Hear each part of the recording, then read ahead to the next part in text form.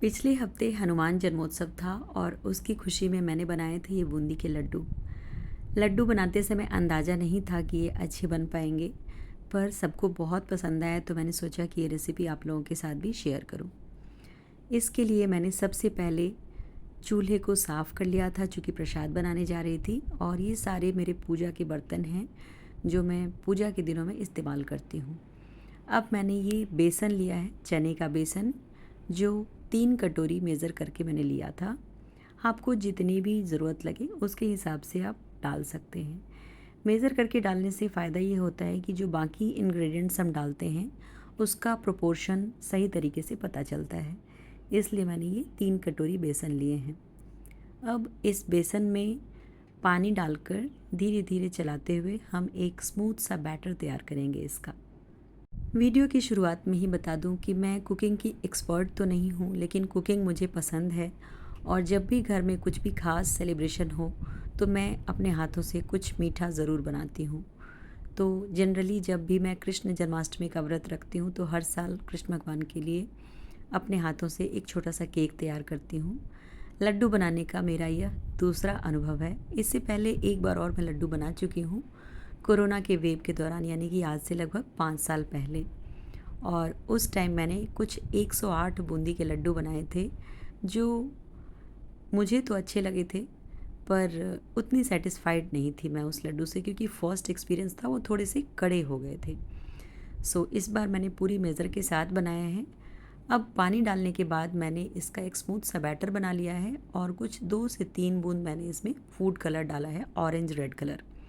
Food colour मैंने थोड़ा कम इसलिए डाला ताकि ये हेल्थ वाइज ज़्यादा नुकसान ना करे, क्योंकि प्रसाद बच्चों में भी बांटना है।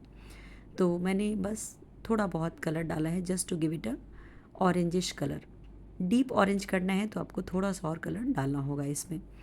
इसके बाद मैंने प्रसाद के लिए पूजा कर ली है ये चूल्हे की।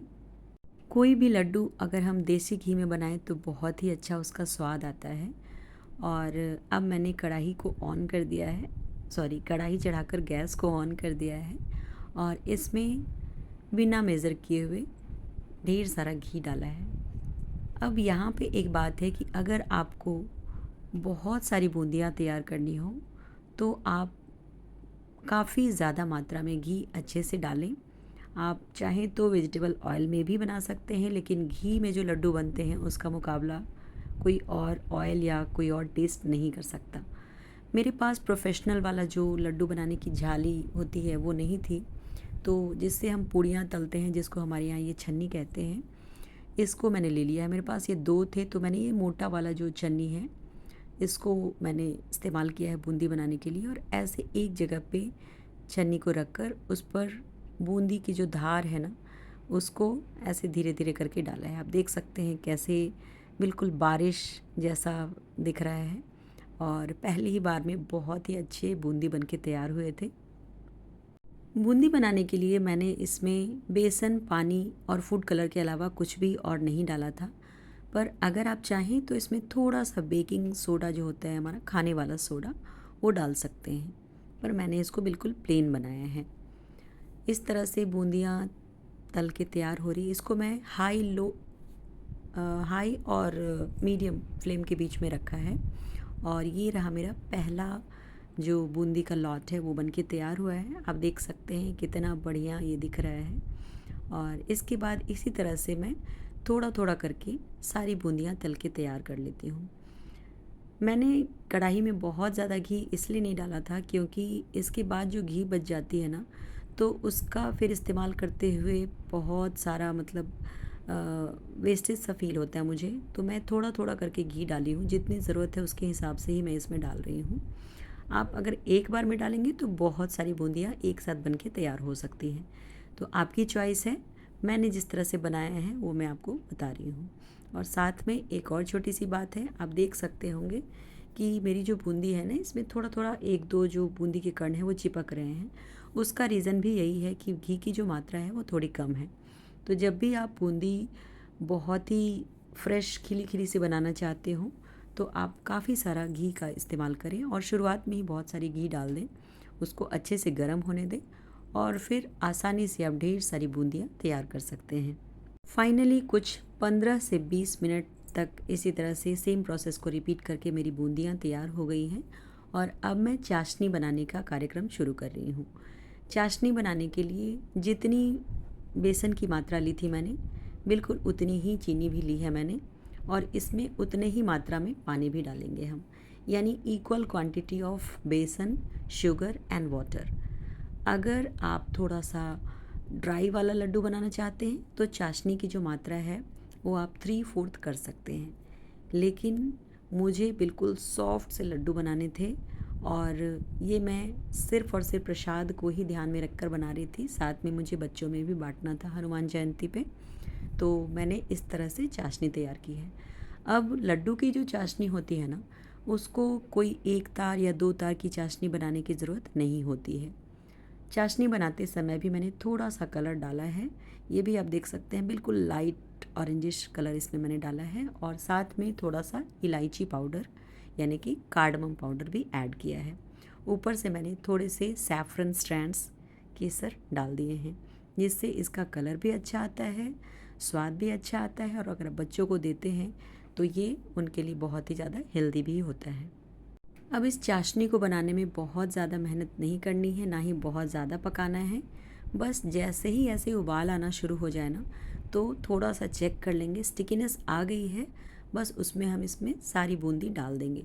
अगर आप चाशनी को और पकाएंगे तो जैसा मैंने शुरुआत में कहा, बूंदी के और लड्डू के टाइट होने की संभावना है, यानी लड्डू उतने सॉफ्ट नहीं बनेंगे।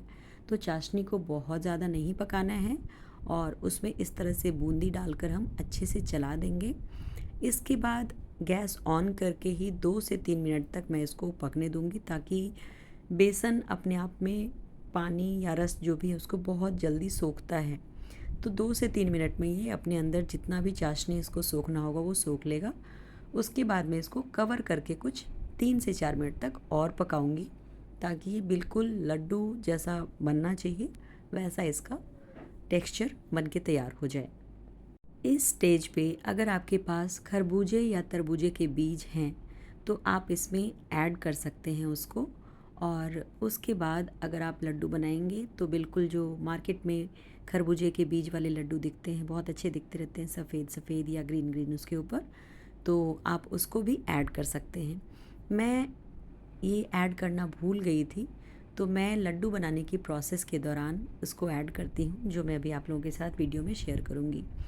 बूंदी बनाते हुए मुझे रात के बज गए थे 11:45 और मेरा टारगेट था कि 12 बजने से पहले मैं भगवान जी को कम से कम थोड़ा सा भोग ज़रूर समर्पित करूं। तो इस तरह से मैं वहीं पे पूजा रूम में बैठकर और ये सारे बूंदी के लड्डू बना के तैयार कर रही हूँ हाथों से। अभी काफ़ी गर्म है, फिर भी मैं कोशिश कर रही हूँ कि लड्डू का शेप दे दूँ। और चूँकि मेरी जो बूंदी है वो काफ़ी हल्की है, बहुत ही सॉफ्ट बनाया मैंने, तो आसानी से मेरे लड्डू बन गए हैं। इस तरह से मैंने सारे लड्डू बना के तैयार किए हैं और ये लड्डू बनाते समय कुछ 2 से 3 बार मैंने हनुमान चालीसा का पाठ भी किया था, क्योंकि मुझे ये जो समय था ना बहुत ही अच्छा महसूस हो रहा था। और जैसा मैंने सोचा था कि किसी डिस्टरबेंस के बिना मैं ये लड्डू प्रसाद तैयार कर पाऊँ, वो भगवान जी ने संभव करवा दिया था। तो उनके धन्यवाद के स्वरूप मैं ये हनुमान चालीसा पढ़ते हुए सारे लड्डुओं को बनाकर तैयार कर ली। इसके बाद मुझे अचानक से याद आया कि मुझे इसमें थोड़े से खरबूजे के बीज भी डाल देने चाहिए, उससे ये देखने में भी अच्छा लगेगा और साथ में हेल्दी भी होगा और जो मार्केट वाले लड्डू होते हैं उस जैसा लुक भी आएगा। तो मैं थोड़ी देर बाद इसमें अपना जो खरबूजे के बीज है उसको मिक्स कर देती हूँ हाफ बूंदी में, और बाकी जो लड्डू बन गए थे उसको ऊपर मैंने बस थोड़ा सा जो खरबूजे के बीज हैं उसको सजा दिया था। इस पूरी प्रक्रिया में मैंने पूरी शुद्धता, श्रद्धा और भक्ति से अपने लड्डुओं को तैयार किया था, लेकिन जब टेस्ट की बारी आती है तो हमेशा मन में एक डाउट रहता है कि पता नहीं कैसा बनेगा, कैसा होगा ये।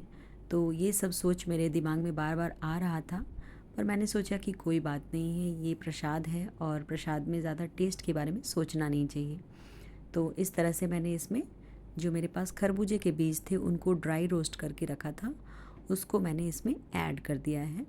और इसके बाद ये सारे लड्डुओं के ऊपर भी मैंने खरबूजे के बीज लगा दिए हैं। तो ये रहे मेरे सारे लड्डू बन के तैयार हो गए हैं। बनने के बाद मैंने इसको काउंट करके देखा था, तो कुल 31, ये जो छोटू सा एक लड्डू बनाया है, ये मिलाकर 31 लड्डू बन के तैयार हो गए थे। अब रात के 12 बजने से पहले मैंने इसमें से एक लड्डू भगवान जी को अर्पित किया उनके बर्थडे के केक के तौर पर, और इसके बाद मैं बाकी लड्डुओं को फ्रिज में डालकर सोने चली गई थी। आई होप आप लोगों को ये लड्डू की रेसिपी अच्छी लगी होगी। वीडियो अच्छी लगे तो लाइक ज़रूर कीजिएगा और चैनल को सब्सक्राइब करना मत भूलिएगा। Thank you so much for watching. जय श्री हनुमान, जय श्री राम।